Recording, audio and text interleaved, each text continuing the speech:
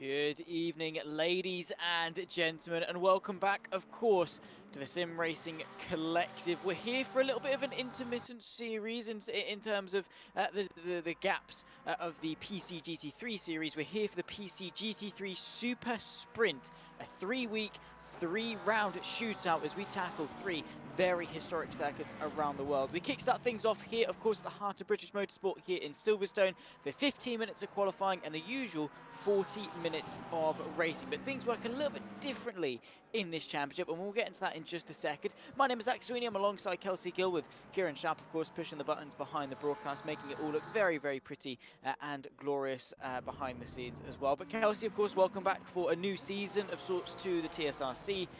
Should be a very fun one, albeit with a slightly altered format.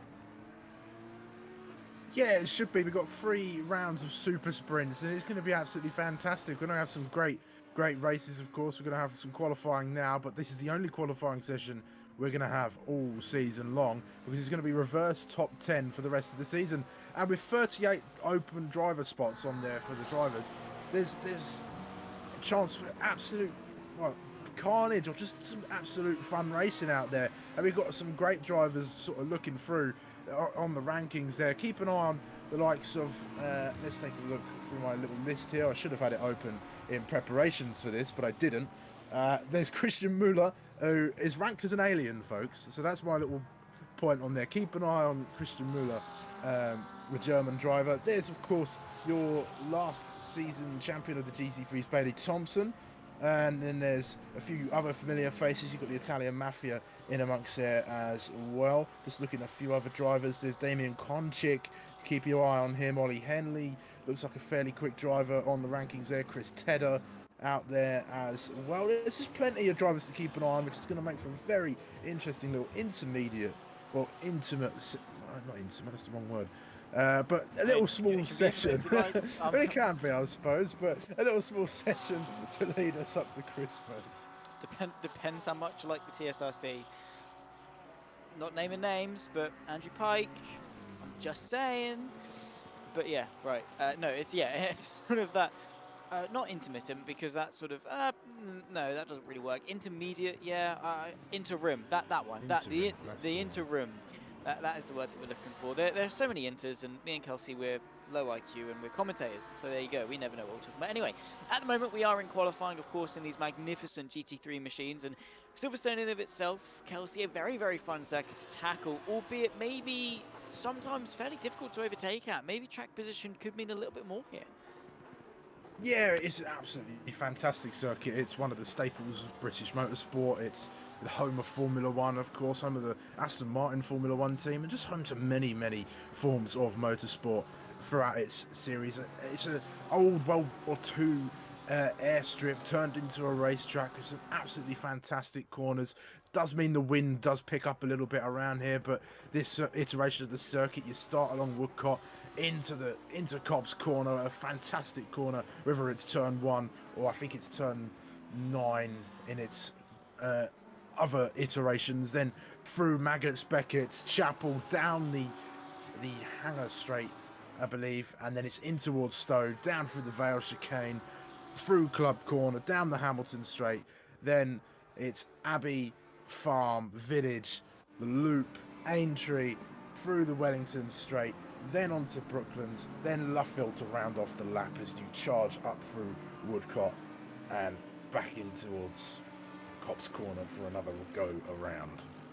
Yeah, a very, very fun circuit indeed. I love driving at Silverstone. I think it is so much fun. It's one of the only flat circuits that I actually enjoy driving at. Silverstone, very, very flat in its own right, of course, because it is on an airstrip as such. So there's not really much room for undulation because that's slightly impractical. That was a very impractical line, but a very, very cool one there, said by Mirko Ukasic going through turn number 1 as it is on this particular layout. At the moment, though, 3/4 of a second behind the pole time set by Konchik in, of course, the Audi. 1:57.6 is an absolutely rapid time, and that gets beaten by Ela, who themselves go up to a 1:57.3. That is rapid, but I suppose with it being so cloudy and overcast, Kelsey, the more track time these cars get put down, the warmer the cars get, the warmer the tyres get, the more in rhythm with the track these drivers get. Surely we're going to see those lap times go down a bit.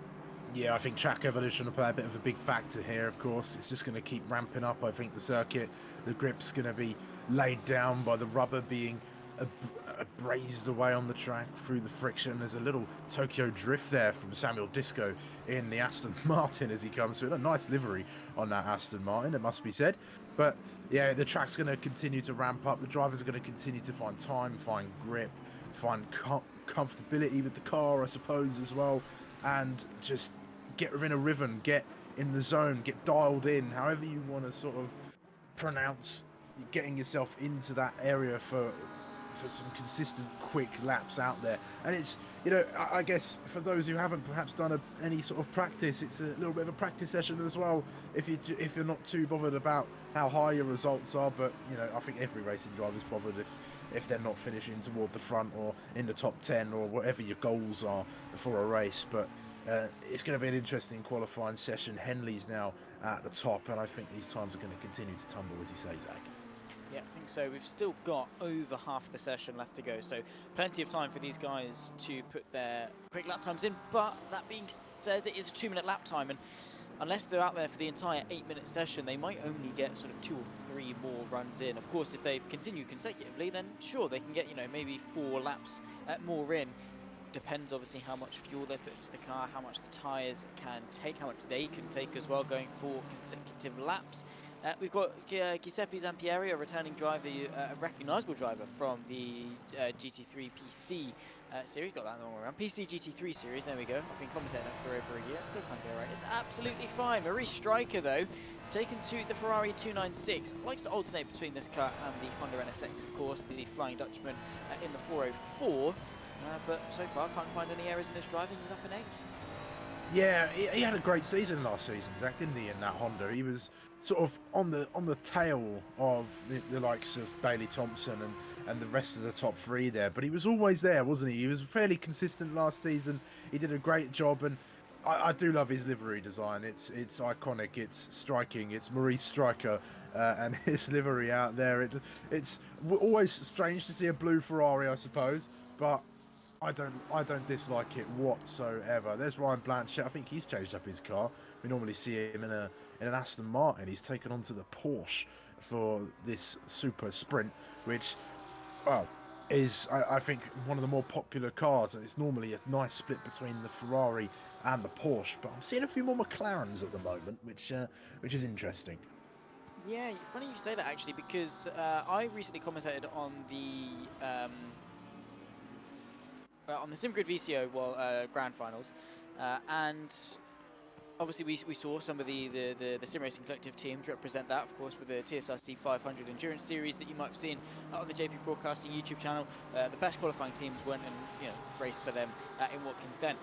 A fair few teams actually did go for that McLaren 720S, so it seems to be quite a favourite in terms of the sort of the balance of performance. Obviously, using the LFM balance of performance, sort of the universally accepted one as such, and that 720S definitely seems to be slightly benefited by that, because so many people seem to be using it as their favourite. Even in my personal experience, I found the McLaren, before all of the serious stuff of league racing and such, and just me playing on the console on ACC, that McLaren was very punchy here at Silverstone, very front end orientated, very light, very nimble to drive, and very pointy on the front end. So yeah, all in all, I think that McLaren should be a very, very good combo. Of course, it takes the right hands in order to drive the car fast, but if you can nail it, then you should be looking for a fairly good result.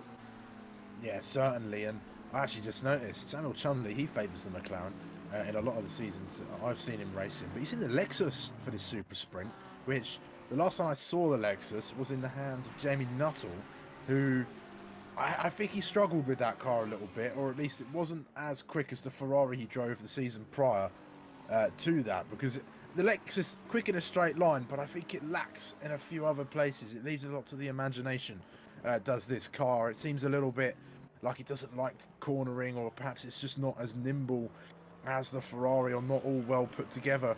I mean, as a driver myself, I like a car that I can trust to do what I want it to do. So I like to push as much as I can in any sort of car. So it needs a car that's stable for me, in all honesty, to get the most out of the way that I like to drive. But It all comes down to driving style with a lot of these cars, and that's one of the best parts about GT3 is that there's so many different cars that suit so many different drivers, and you get so many sort of different results, and it's always exciting because there'll be one driver who gets lots out of a Porsche, there'll be another driver who perhaps gets more out of a Ferrari or a Mercedes or a Lexus. It's just there's so much variety there, which makes the racing in GT3 cars all the better.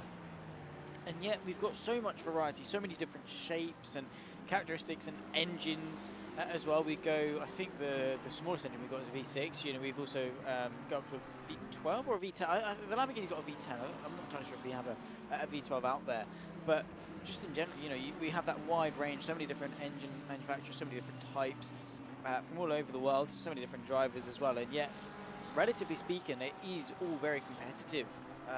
Throughout the course of a whole season, from track to track, maybe there could be some more swing to one manufacturer than the other, but all in all, very, very consistent, very, very competitive stuff, and that's what we love to see from GT3. Maybe not so much from Rubini, who had a little bit of an off-track incursion. Now that is, well, it's the French colours, but with the wings, it seems very patriotic to, of course, the USA. I don't quite think that's the case for Jan Ehler, who might just be fielding, of course, their home country's colours. But I don't know, that just makes me question what kilometre is, I'll be honest.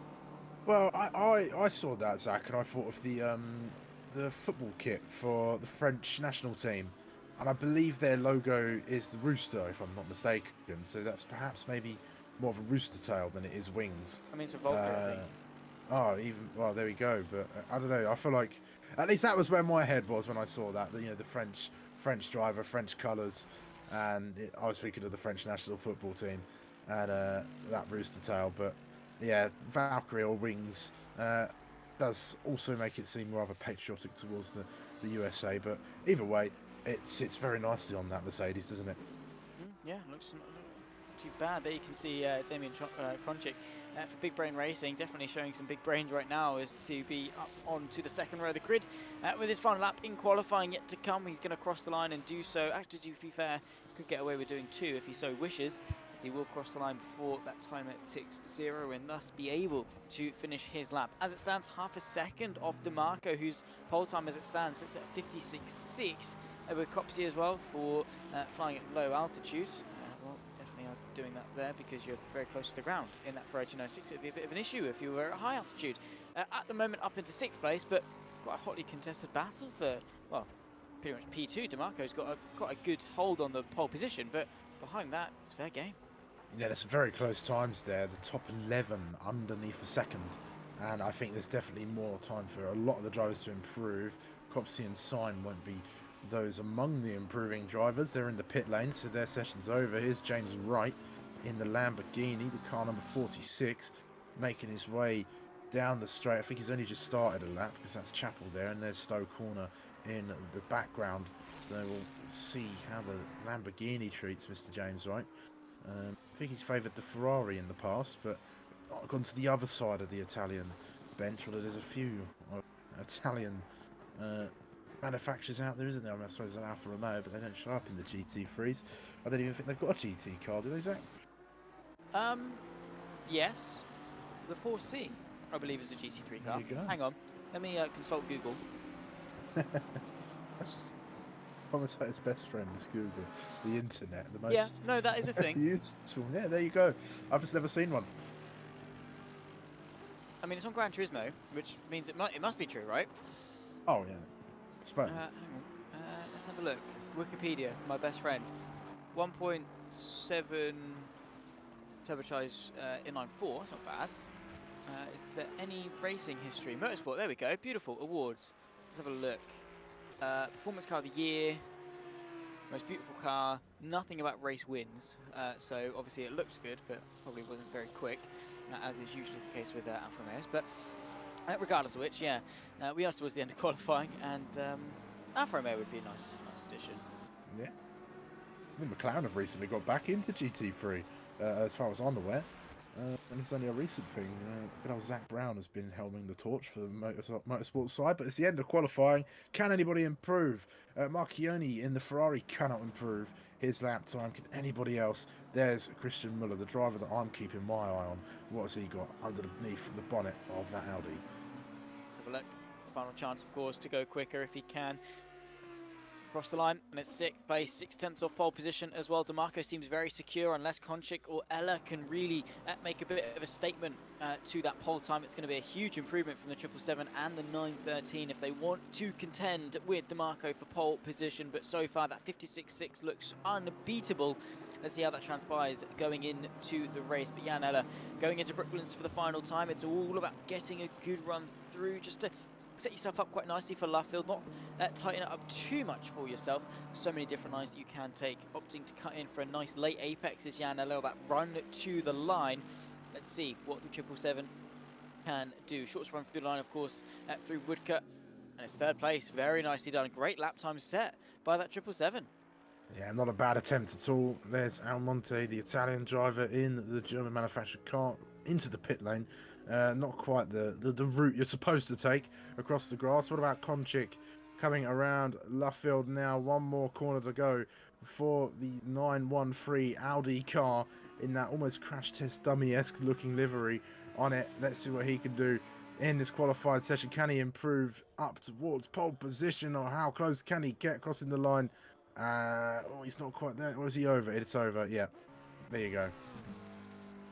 Not great, but to be fair, overall, not a bad session for him. Of course, with 50 minutes of qualifying in the books, we'll run you through the final grid order for the race ahead of us today. It was a very, very close and competitive qualifying session, hopefully tipped to be an interesting 40-minute one as well. They do have to make a mandatory stop, basically the same rule set as what we see in the PC GT3 series, the main one, of course, not the Super Sprint one. Well, I suppose, yeah, kind of in the Super Sprint one, because it's the same mandatory pit stop rules. But there you go, DeMarco, the one that takes pole position, a very sensational lap ahead of Ollie Henley, who will join him on row 1. Jan Eller and Marchione make up 3 and 4 ahead of Damien Konchik, who rounds off the top 5. He's joined, of course, by Christian Müller on row 3 ahead of Copsey and Syme, 7th and 8th. Then comes Marie Stryker and Tedder to round off the top 10 ahead of Pinner and Ukasic, 11th and 12th. Disco and Almonte keep each other company on row 7 ahead of Gray and Blanchet on row 8. Chumley, Wright, Gardner and Rubini round off the top 20. As we scroll our way through to the rest of the field, you can see Presici, Miller, Batista, Pryor, the likes of Gretchen, Zampieri, Miglioli, Chiala, Cisco, Giardi, Poli, West, Brown and Collier, the top 34 and final driver on the field. Of course, Brown and Collier unable to set a lap time in the dying stages or at all over the course of qualifying. So all to gain ahead of 40 minutes of racing action. Kelsey, should be a good one. Oh yeah, it should certainly be a good one. It's going to be great. There's always great racing at Silverstone. Yeah, it can be a little bit tough to overtake. You get these sort of trains of cars that are all sort of close together but can't quite make the moves because it's such a high-speed circuit. There's only a few corners where you really have to slow down. I'm thinking Farm and Loop are probably two of the slower corners, and there's the Vale Chicane as well. No, are you sure? Village. Village. I always get those two the wrong way around. But yes, Village, then the Loop, and then of course Vale Chicane, and maybe Luffield to an extent, but it's not the best place to go for a move unless you're already alongside and towards Brooklands, just because of how the line it's naturally sort of sweeps out toward the outside, and if you're trying to go round the outside, you're probably going to find yourself in the gravel or on the grass.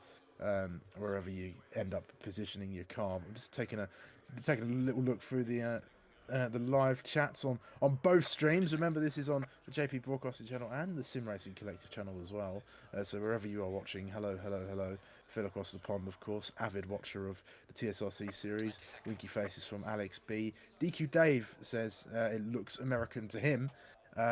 Zach, so you've got somebody there. I think I feel like I've hit the money with my French rooster, so I'm sticking with that. And just to answer your question, DQ Dave, there's just one race this evening. Yeah, just the one. But don't be greedy.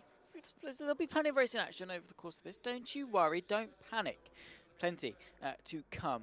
over the course of the next 40 minutes. As I say, a mandatory pit stop, and well, Silverstone and 38 odd 34 GT3 cars taken around this amazing, iconic, historic British circuit. Of course, we go to Suzuka and Brands Hatch over the course of the next couple of weeks. I'll be here in a week's time to talk you through Suzuka, and then I'm not sure who's taking you through Brands Hatch. I know you will be, of course. I'll be here for every single round. Who will be taking over for round 3? Yeah, good chat with that one. Obviously with the esteemed commentary team that we've got Paul here. Glover.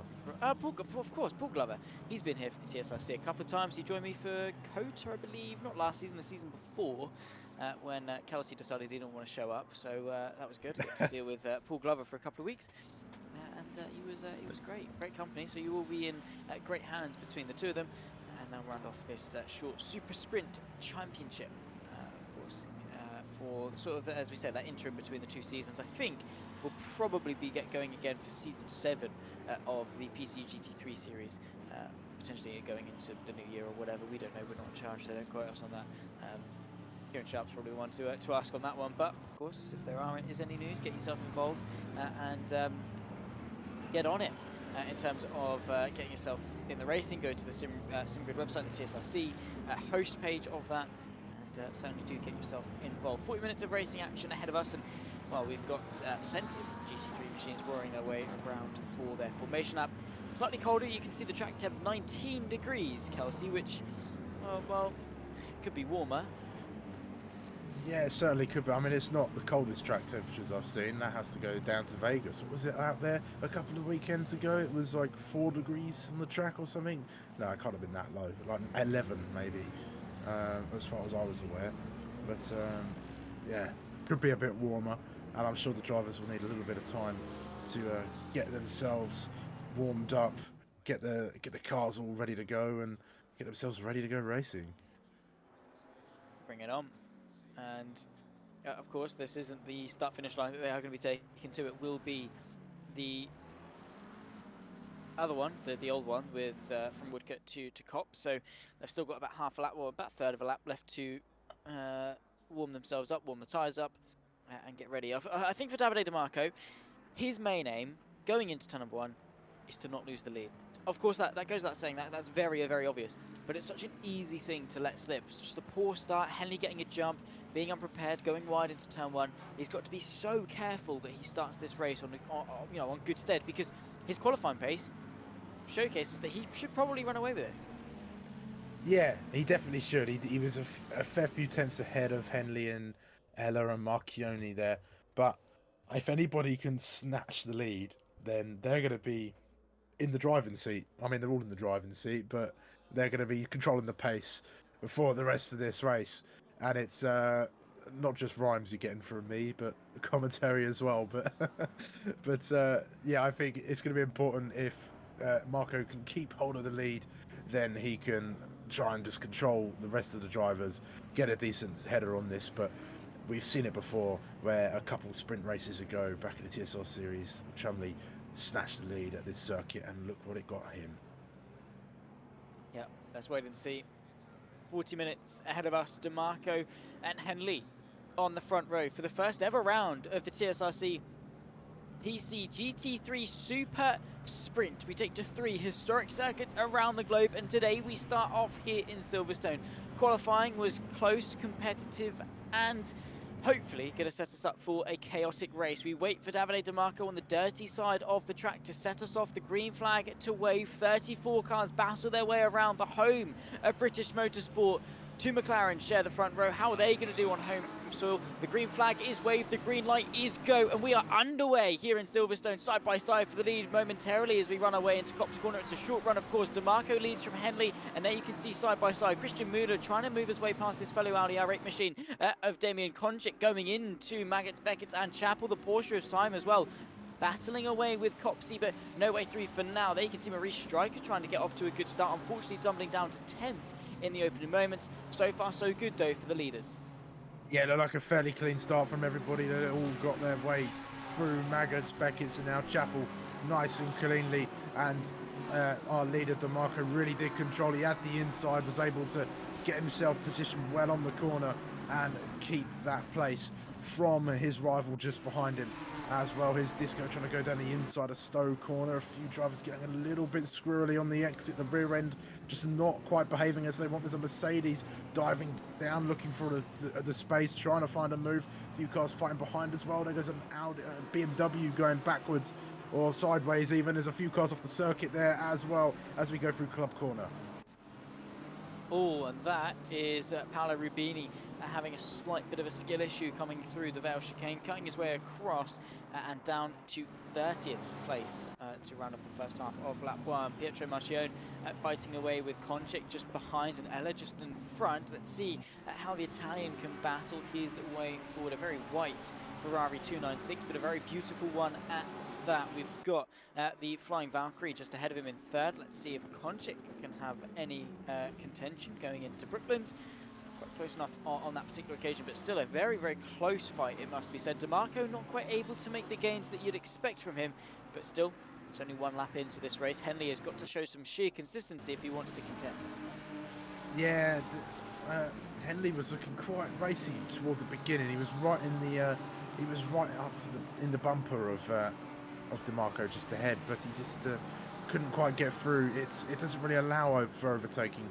There's Maggots, Beckett's and Chapel unless there's a mistake, so you've really got to try and nail those corners, use the draft to your advantage, and just hope that you can try and get close enough down towards Stowe corner if there's any sort of chance. But it's all sort of this status quo at the moment. They're all fairly close together. It looks like Ela in the background is defending from the Ferrari of Macchione as they go in towards Stowe corner. They're still as they were, but it's going to be interesting. And of course, there's a mandatory pit stop in this race as well, Zach. We can't forget about that, where there's mandatory refueling as well, of course. You don't have to change your tyres if you don't want to, although it may give you an advantage to do so. Yeah, we've seen a couple of times that it works. It obviously all depends on how much the tyres wear. It's only a 40-minute race, so you wouldn't think it'd be that much as such. Definitely not to warrant maybe a 5-6 second added on to your pit stop tyre change. Personally, I wouldn't recommend it unless the rate of attrition is incredibly high, but we've got quite a low track temp, which means the thermal deg isn't going to be too much. Tyre wear shouldn't be too drastic, and therefore I wouldn't expect to see many people taking the gamble by swapping tyres. No rain forecasted either, so it should be a fairly simplistic affair in terms of the strategy. Giuseppe Zampieri at the moment on the fringes of what could be a top 20 in this race as Gretchen moves his way past Miller to take that 20th place. Of course, Ryan Blanchett looking to go to the inside of Samuel Chumley, who usually is fielding the McLaren 720S. However, he's gone for something vastly different in the form of that Lexus RCF. Yeah, he has. I mean, we pointed that out earlier with just how the Lexus is probably not everybody's first choice of car when it comes to it, but props on him for trying something different perhaps. He's holding his own for now in P15 from Ryan Blanchett behind in the Porsche, so we'll see what that Lexus has got for him as he gets a bit squirrely through that corner. That was Cop's corner, and now he's side by side with Ryan Blanchett, but Blanchett just backs out quite sensibly. You can't really go side by side there. There's James Wright in the Lamborghini who's just spun round. He was getting very close to the back of Blanchett and he's lost control of that silver and yellow Lamborghini, and he's getting himself back on the circuit. Yeah, crawling his way back through, and will rejoin down, unfortunately, in 26th place, which is 25 places lower than he'd ideally want to be in this race. Make that 26 because he's 27th place, of course, behind Rubini. Christian Müller a little bit further up, 6th place as it stands in the Super Sprint round number 1. We've got the majority of the top 10 not really separated by too much apiece. DeMarco leads Henley by about half a second, ahead of Ella by about a second, and beyond that, the next biggest gap is between Stryker and Pinner for 10th place, and that in of itself is 1.1 seconds. So everyone seems to be keeping each other fairly, with some fairly good company together. No one really interested in leaving each other as such, but the problem that arises, Kelsey, is that they're almost too close to each other because the benefit you get from the slipstream is negated by the slipstream the driver ahead gets off their rival.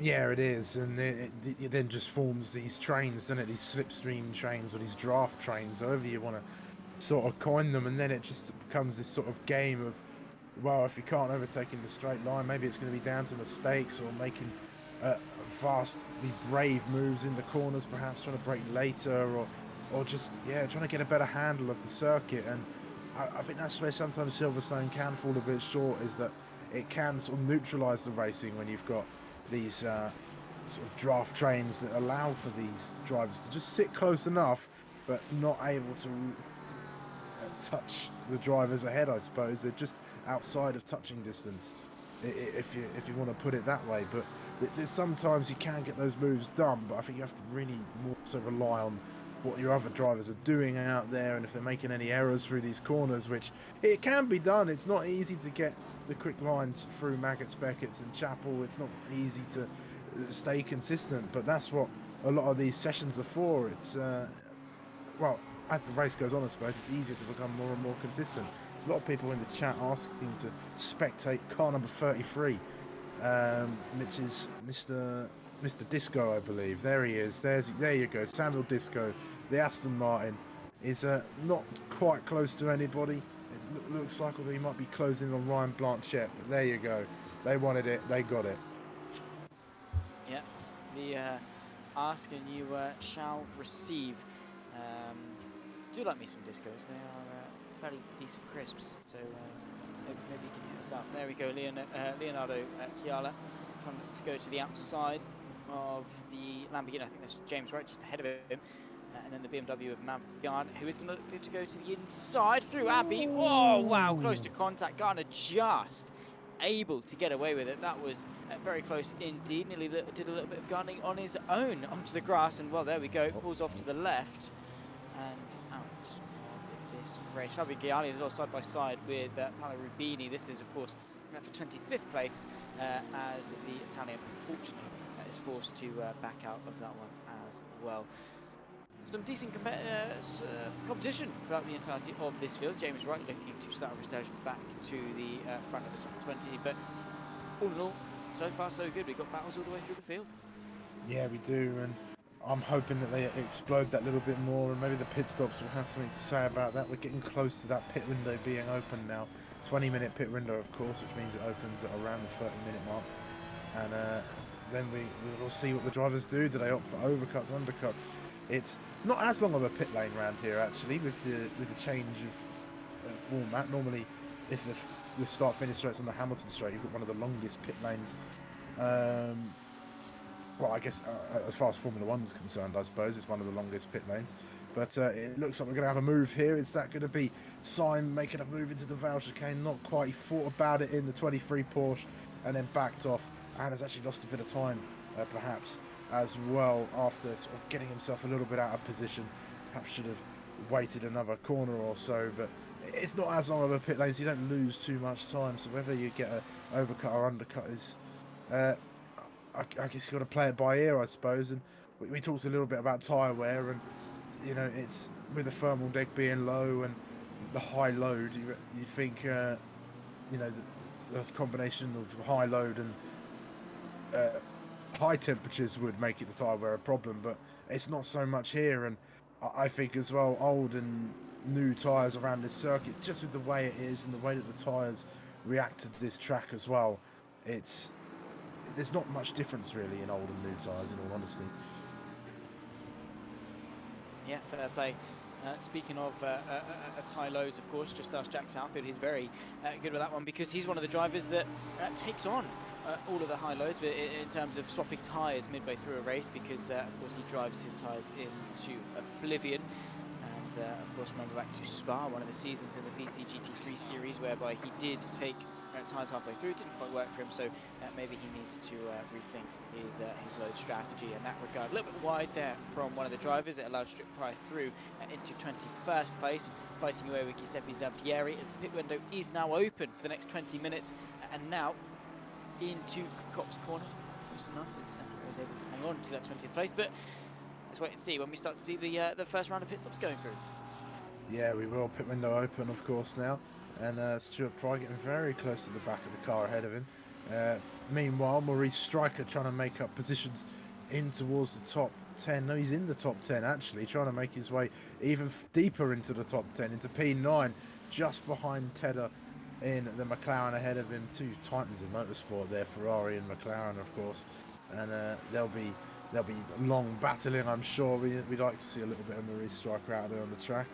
I'm hearing that the banhammer has been uncovered, so Jack Southwood might be banned for the, I don't know, 1000th time. I don't know, he's probably been banned like every other week, from what I know, but I don't know, correct me on those numbers. If there is a number, actually, I won't be too surprised. It's probably a number higher than Jack Southwood can actually count to. There is Valiero Poe, who unfortunately has had a small little bit of an issue, down in 31st place, so of course no major contender for high position, so still very unfortunate for the M4 Corsa machine. Back to the fight at the front, Christian Müller on the back of Damien Konchik. As there you can see, Copsey goes into the pit lane, one of the first of the front runners to do so and tick off that mandatory pit stop box. Will then obviously emerge, and I think that, to be fair, might not be a bad strategy. Of course, stuck in this train behind the two Audis, might just be worth getting some clear air to himself. Yeah, I think we talked a little bit about the advantages of these sorts of trains, where, you know, it's easy to defend because even though you're getting the draft from the car ahead of you, the car ahead of you is getting the draft from the car ahead of that car, and then ahead of that car and that car, and it continues on up or down the line depending on where you are. And I mean, you're always disadvantaged as the lead car, but as long as you've got a decent enough gap, you can sort of manage it. But I guess one of the disadvantages of a train like that is the dirty air, the unsettled air from the cars ahead, which actually slows you down a lot more than not. So if you can get an early pit stop, get yourself out into some clear air, some clear track ahead of you that isn't being disturbed by the cars that are racing in front of you, then you can actually gain a lot of time on said cars, and then by the time those cars you were in a train with before come in, you've possibly gained time on them, and you may even come out ahead of them once they've come in to serve their mandatory stops. Indeed, so getting word from Jack Southwood actually that he's never been banned from a TSRC chat before. Now there are two ways you can put that: is that Jack Southwood is really behaved, or he just gets lucky with the TSRC chat, because obviously that excludes all the other chats that he's been a part of, similar to the GTWC YouTube chat, though. He has firmly been banned from that one, and I'm not surprised. I'll be honest, his conduct is questionable, to say the least. Similar to his driving. Maurice Stryker in 9th place, just behind, of course, Tedder in that fight for 8th. It'll never end. Jack Southwood's not even on the circuit, and yet he's getting absolutely ripped to pieces, as he deserves. Yeah, sometimes I do feel bad for him, sometimes I don't. Then I remember that he does deserve it. It's fine, because should we ban JSA? There's a poll up in the TSRC YouTube chat. For those obviously watching on the JP Broadcasting YouTube chat, head yourself over, subscribe, like while you're there, and then also click on that good old poll. At the moment, it's a 2/3 to 1/3 swing. There we go. It's now gone to 75 to 25%. I think the only person that hasn't voted for Jack is himself. Oh dear, that's funny. Oh, Jack Southfield. I think he does himself worse when when he's here to actually defend himself. So when he's driving and we're taking the mick, he doesn't dig himself any holes, but he's dug one right now. Just to answer your question, Charles K, in the JPP chat, JPP. This is JPB. You're confusing me now, Zach. This is Assetto Corsa Competizione. I hope I've done that right. Zach says it better than me. Charles Cullinan, yeah, of course, he's used to the iRacing side of things. Yeah, this is, of course, the Kunos wonderful creation of Assetto Corsa Competizione. Of course, sort of a sequel of sorts to Assetto Corsa, which, you know, this is, of course, just the GT3. I think it is Blancpain licensed to run all the GT3 stuff, same with British GT as well. They have all the licensing rights to the GT3 machines, obviously all the liveries, all the drivers as such. Yeah, there you go. Probably one of the best sims for GT3s, albeit a very oversaturated market. The GT3s, iRacing do it, R2 do it, Gran Turismo do it. ACC does it. Wrench Sport now does it. There's a lot of GT3s out there, but if you want the best exclusive GT3 sim, then by all means, yeah, ACC I think is the one to go. Best balance of performance, best handling, best dynamic weather system as well. Good diversity of tracks. You can pretty much go anywhere, everywhere here on ACC. Into the pit lane for Andrea Amonte for the number 7 Mercedes. Into the pit lane from 13th, and let's hope that they don't suffer some unlucky 13 luck going through the pit lane. James Wright, however, he's not waited around at all in order to start a resurgence through the field. No, he's certainly not. He's definitely getting his elbows out, trying to battle with the cars ahead of him. Two of those Italian Mafia cars. That's not their team name, of course, but Rosario Piazza knows the team name, perhaps, cheering on ACC Italia team. Of course, and well, I mean, their name is the Nord-Est Racing Team, which I think is Northeast Racing Team, I assume, because Nord, North, Est, East, Northeast. I think. I don't think that is Italian. That sounds more German than anything. But it could be Northeast Italy. Yeah, I suppose. But why would they speak German? Unless that is Italian. Hang on, let me. Is Venice in the Northeast? I probably shouldn't try geography. East in Italian. Oh, it is Nord-Est. Fair enough. Fair dues. Fair dues. No, I just don't speak Italian. That's fine. I did have one with Duolingo for a while, but no. Okay, fair dues. Fair enough. Because I was thinking, obviously, of the Nordschleife, the Nord curve. You know, that sounds fairly German, but Italian as well. Funnily enough, Nord-Est. So yeah, maybe they are all from the northeast of Italy. Paolo Cisco, though, taking way too much of the curb going through Abbey. Unfortunately, had a little bit of a track limits excursion on that particular run through. We've still got just over half the race left to go. Yeah, that was a lot of curb, wasn't it? He really was helping out the track maintenance guys, cutting the grass there, doing a bit of Bottas style driving, perhaps, going out onto the grass. But the track limits have slapped him with a little warning out there for going off the circuit. It's Miglioli. I think most of the drivers now are serving the pit stops as Gray's coming toward the front. Batiste's in as well on the Audi, car number 34 there. But I think Miglioli just behind Adam Brown, yet to serve his stop, and he'll want to try and get past Brown as quickly as possible if he can. Oh, and that's going to help him maybe. Oh, ooh. There you go. Nice save. Yeah. That was very Verstappen-esque, wasn't it, when he sort of turned around like that? You can all see the Verstappen fanboy of Kelsey Gill shining through in full swing. Have you ever commented on it, though? No, you haven't. Do you know who has? Definitely not a Verstappen fan. I'm not. No, I'm not a Verstappen fan. The fanboy was firmly there on the Nürburgring 24 hours of the 24 hours of the Nürburgring on iRacing. It was slightly there. I was trying to hide it, but it was there.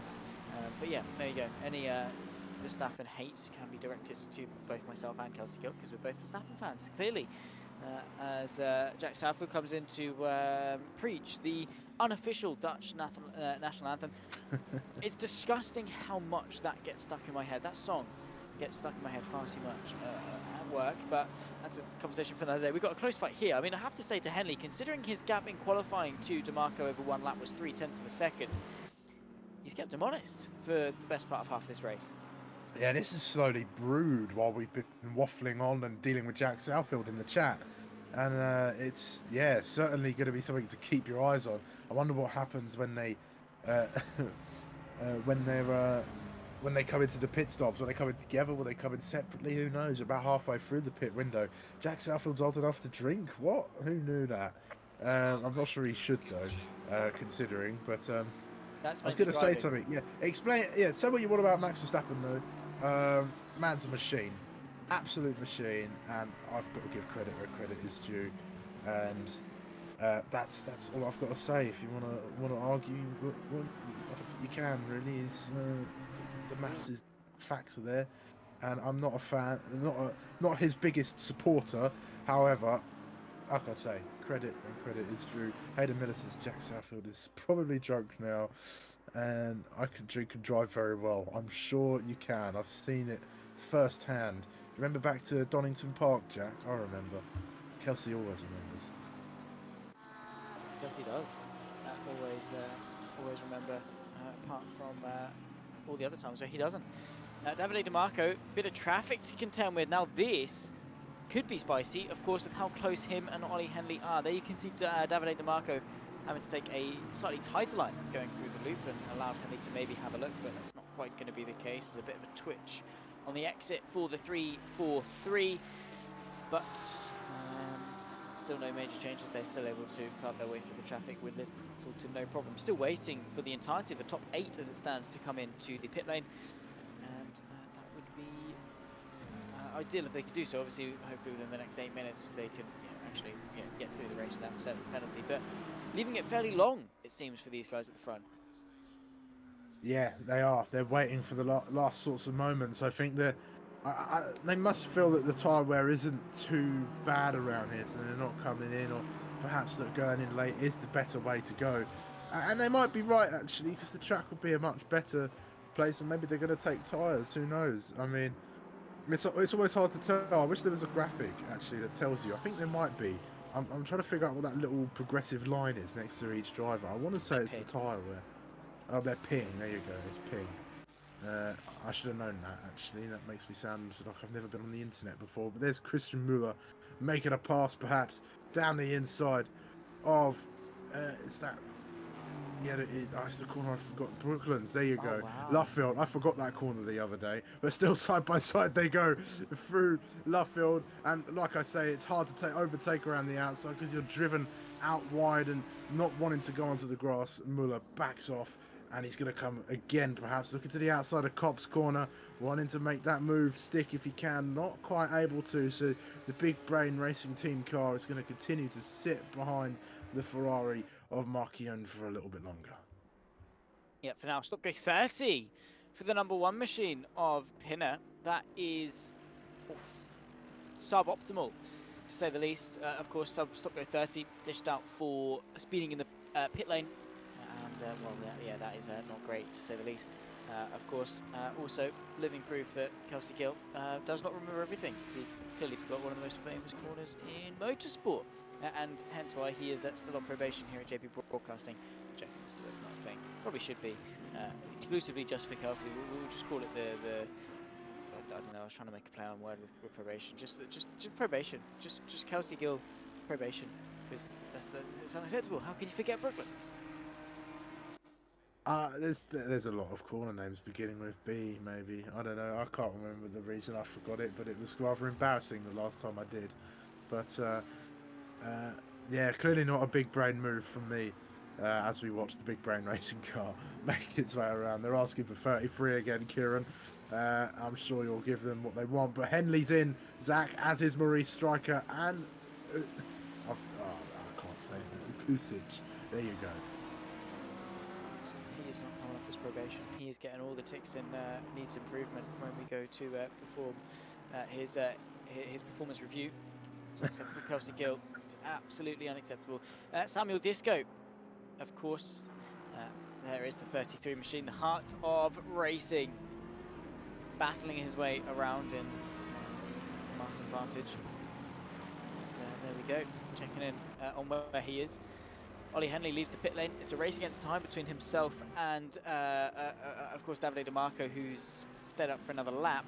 Ollie Henley's got to have a sensational outlap if he wants to have any chance of going for an undercut.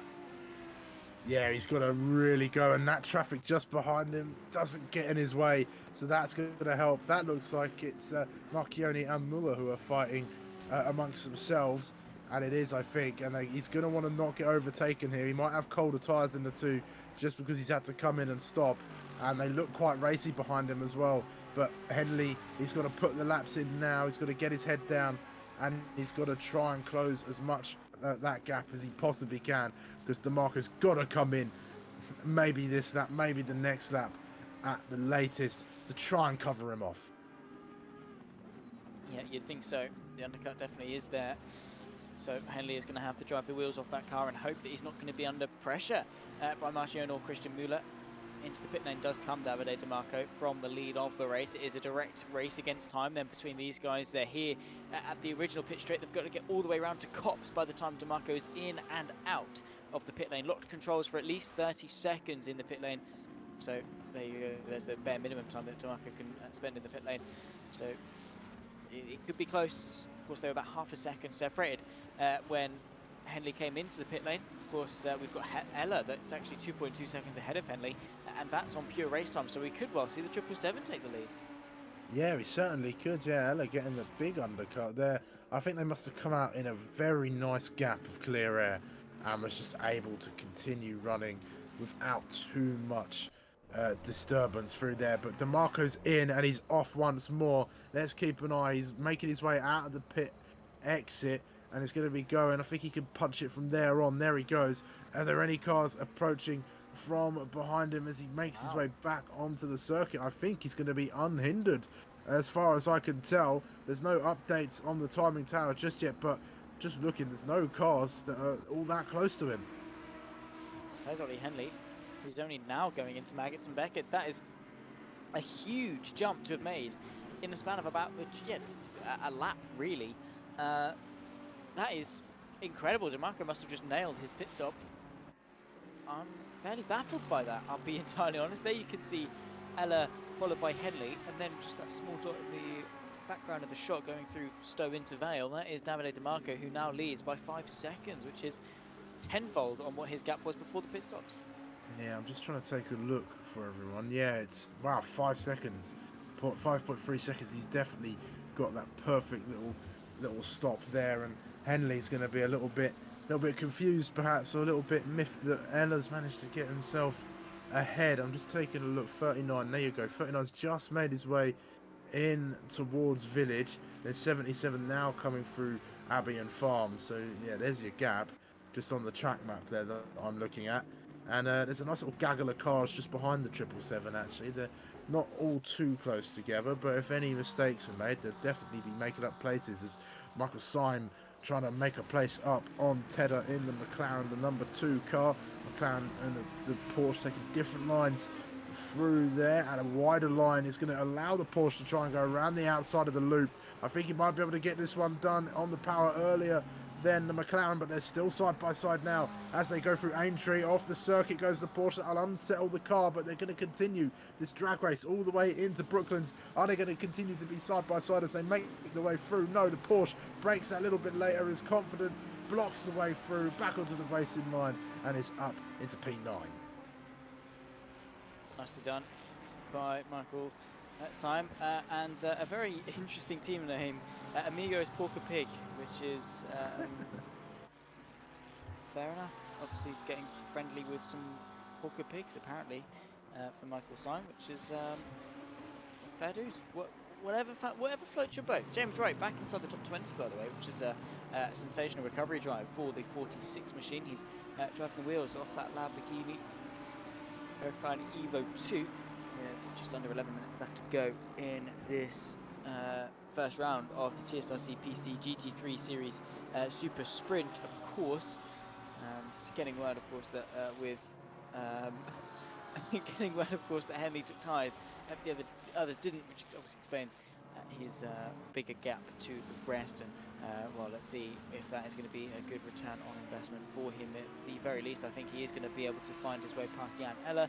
And getting told that Amigos Porker Pig, average Sharpie saying, of course, that the team is founded by good old David Cameron. But we won't get too political. Christian Müller, Damon Konchik fighting over 5th place. Yeah, they must be part of the same team, although that's not the racetrack. Konchik, he can't be going off there too much. I'm sure the stewards will penalise you for that one. But Henley's closed that gap by a little bit, actually. And I say a little bit, he's now closed it by half a second as the timing tower updates itself. One day we'll get a live timing tower on ACC, I'm sure. I won't hold my breath, though, he also says. But Henley, the tyres seem to be working out for him at the moment. And there's Ela being chased by Henley. The two of them very close together now.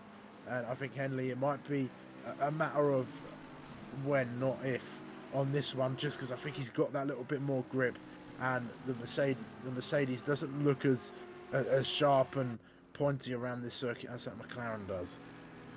No, not quite.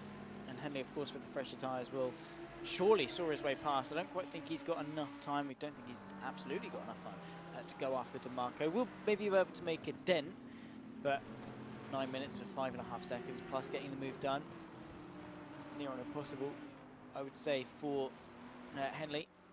Yeah, now they're going to be forced to go defensive on this run through the hangar straight towards Stowe corner. Let's see if the Mercedes can defend. To the outside goes Henley. Fresher tyres should surely be able to saw his way through. Not quite able to, as Janela are able to confidently defend that one, at least for now. Constantly having to look over his shoulder, though, pulls over to the left-hand side. Henley once more looks to the outside, but no way through for now for the McLaren. Yeah, some good confident defensive driving from either. That was smart to take that inside and compromise that line. There's, again, the Stowe corner is another corner where you have to sort of swoop out wide, so you risk perhaps coming together or being run off the circuit if you continue to stick it out there. But a little bit of a mistake from the number 777 driver, so trying to, well, the tyres not really being used to the best effect as they have been worn over the last 32 minutes of racing as we continue to go on. And Henley, you can see, is all over the back of the Mercedes, and the Mercedes is going to be forced to go defensive once again in towards Brooklands now. The McLaren looks to the outside, doesn't find a way through there, maybe going to try and make a move into Luffield, perhaps setting it up. You can see, tries to go around the outside. It's a hard thing to do at Luffield, but can he get a better exit than the Mercedes ahead? I think that's what he's trying to set up here as he goes. Look how close he is to the back of the Mercedes. Is he going to pull alongside in towards Cobb's corner now? He's forcing Elo to go defensive as they go in towards Cobb's middle of the track. The Mercedes is, and continuing to hold off, but what a switch back through Cobb's corner. Now is ahead by about half a car length, and by the time they reach the corner is ahead into P2. Beautiful move, and Henley finds his way, of course, ahead, which is obviously great for him, and now can start his pursuit forwards versus Davide DeMarco. I think it is going to be all in vain in the end of this race, because, yeah, it is a tricky one.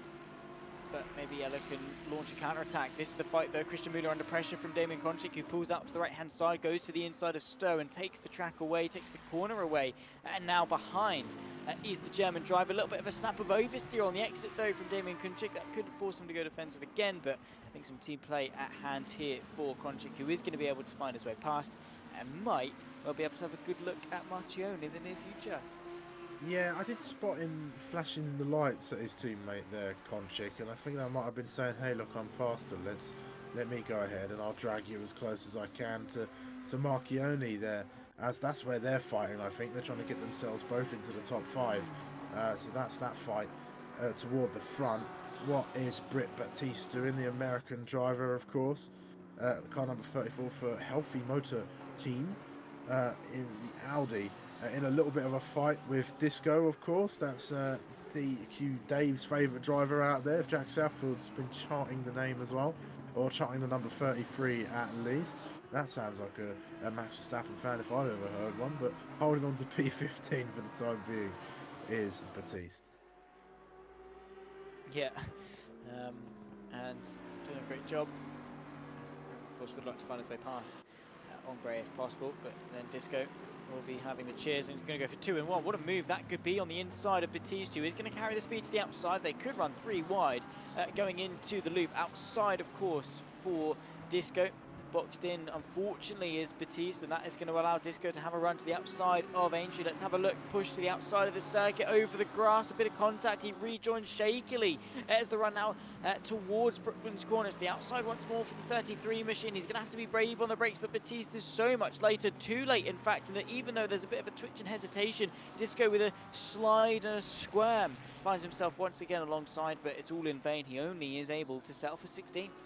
Oh, I'm shocked he's still in a straight line. You saw how squirrely he was coming through Brooklands and into Luffield as well. The car just wanted to wanted to start spinning. The rear end wanted to be at the front, and that's not where it wants to be as we go through there. But he's still in this. They've invited now Ryan Blanchette into the fray as well. So the three of them, I think the car ahead of them no, it's not a lapped car. It's definitely in the fight. There's three of them all going through, and there goes Disco trying to go around the outside of the Audi up ahead of them. There's not much there in it, and they're all still very close together down. They're in the middle of the pack, but it's not taking anything away from this exciting battle we've got going on here.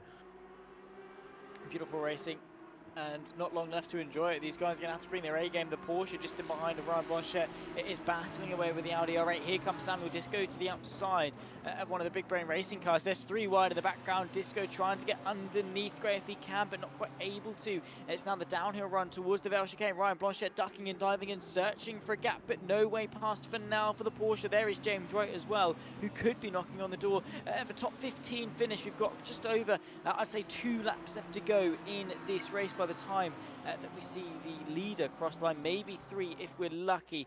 Blanchette a little bit behind, squirming for a gap. Samuel Disco goes to the inside of Gray, but around the outside for the Audi R8 is absolutely sensational. He's able to keep the agility, he's able to keep his foot in, and off the road there. Oh my goodness me, I think that's Batista into the path of Blanchette. That was an incredibly dangerous rejoin. What was he thinking going back onto the circuit there? Well, it depends how much control he had in this car, because he might not really have had much of a choice. But Batiste, unfortunately, down to 18th place, and well, fireworks ablaze for the few moments that, of course, that particular incursion of accidents happen. Let's take a look, because he goes for a move, gets tapped ever so slightly, and then he is in control. He's not able to stop though. I don't really know how to call that, in all fairness. I think in that moment you've got to take your foot off the throttle and maybe just think, I'm going to come out onto the racing line here, let's try not to do that, and hope to God I don't get a penalty. Yeah.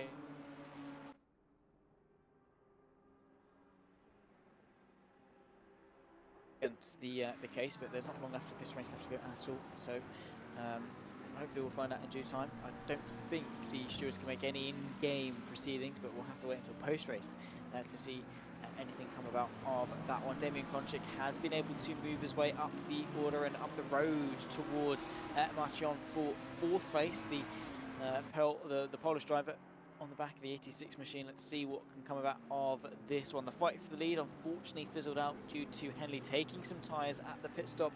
Tumbles to 7 seconds behind Davide DeMarco, going on to the final lap of this race. A little bit wide from the BMW, just to allow these two fighting leaders through. They're not a million miles away either from Jan Eller. No, they're not, and I'm just keeping my eye on the track map, because I think our leader has started the final lap now, so yeah, this is definitely going to be the final lap, perhaps, or it could be close, actually. Ooh. We'll keep an eye on it as Disco's off the circuit now too, but going through, is there going to be any contact on the exit of that corner? Not quite, but fighting his way through. I think with Gray and Blanchette there for position number 14, and he might lose 2 places in one corner as he goes through, or at least that whole sequence of corners, and off the circuit he goes again. Disco giving the gas a good old trim for measure and falling back down, and ahead of them Blanchette and Gray now side by side in towards Brooklands, and you've got Disco trying to find a way through as well. Goes off the circuit, perhaps tags Gray but straightens him back out, but he does lose a place for that. He won't be too happy, the Audi, with that little bit of contact, but this battle still continues to go on. 43 seconds left on the clock, and what a battle it is, what a race it is, and what an intro to what should be a fantastic season of racing. Pietro Marchionne under pressure still, practically pushing him through Abbey Ease. Konchik, we've got 30 seconds on the clock and about a third of a lap left to go. Are we going to get one more? I don't quite think so. It's going to be DeMarco that could well take the lead of the championship with a race victory here. 6.7 seconds clear of Ollie Henley in 2nd place. There he is, the Italian driver who's led from pole position, has nailed the strategy and been ever consistent in each and every single stride that comes his way. 4 seconds on the clock, and he is going to take the checker flag here in Silverstone. It's pole to victory for Davide DeMarco. The 39 machine, of course, runs his way through Woodcut. You've got Suzuka and Brands Hatch left to go if he wants to spark a championship campaign, but he starts it in good stead. Victory here in Silverstone for the Italian, ahead of Henley and Ella in second and third. Have to say, a cracking race and a well-deserved race, Victor. Yeah, for sure. Nice and easy one. He controlled it from the start, didn't he? He made sure he positioned his car properly, got in front, kept Henley at bay as well. And Henley did look racy, did look like he had something in the car as they go. This is Miller and James Wright making moves as well. It looks like Gray down the inside of, I think that's a lapped car actually through there. Oh, and a little bit of contact for a good measure coming through the loop as well with Marcus Miller in the Ferrari. But it looked like a fairly put together race. I think Henley, I don't know, I think going for tyres wasn't the best of moves considering the track conditions at the moment, and he probably could have, I think if I was in his shoes, perhaps I'd have stayed and matched whatever DeMarco did. I think come in at the same time, keep that pressure on him. I agree. But all in all, a successful start to the season, it must be said. It's hopefully going to tip us up for some great action. Wait for the last couple of stragglers to cross the line, similar to this one. A fight for 24th as Antonello Pinner goes to the inside of Chiala. They are going to run side by side through the penultimate corner here at Brooklands. The McLaren chose to go the long way round. Has the Lamborghini got his foot down to the floor in order to contend? A photo finish potentially on the cards as Pinner keeps his foot planted even through the gravel at times, but the shorter run for Chiala is going to see him take 24th place, only 81 thousandths of a second clear of Pinner at the end of it. Paolo Sisco with a stop-go 30 is going to see that transferred into a very substantial 60-second penalty in 26th. And, well, ladies and gentlemen, we'll give you the final running order of that race. Davide DeMarco ahead of Henley and Ella. On the podium, it was the 777 taking the fastest lap of the race as well. Then comes Pietro Marchione and Damien Konchik, the top 5 ahead of Christian Müller and Marie Stryker, able to make some good progress forward. Michael Simon, Copsy Tedder round off the top 10 ahead of Ukasic, Chamley and Monte in 11th, 12th and 13th. Blanchet and Disco, the top 15, will let the rest of the names funnel their way through because there are a lot of them. Batiste, Gray, Wright, Miller, Zampieri, Gretchen, Miglioli, Rubini, Giala, Pinner, Cisco, Giardi, Poli, Brown, West, Pryor, Persici, Gardner and Collier to round off the 34 car field that took to the grid today. Kelsey, good start to the season and a promising one ahead of us. Yeah, I'm excited. We've got Suzuka next week and then Brands Hatch to round everything up. And we all know Suzuka, it's a fantastic circuit and it's going to be a lot of fun seeing however many cars we get this time. Hopefully the same amount, perhaps that 34, maybe that magic 38 if everybody decides to show up. But it's going to be, I'm going to be looking forward to it.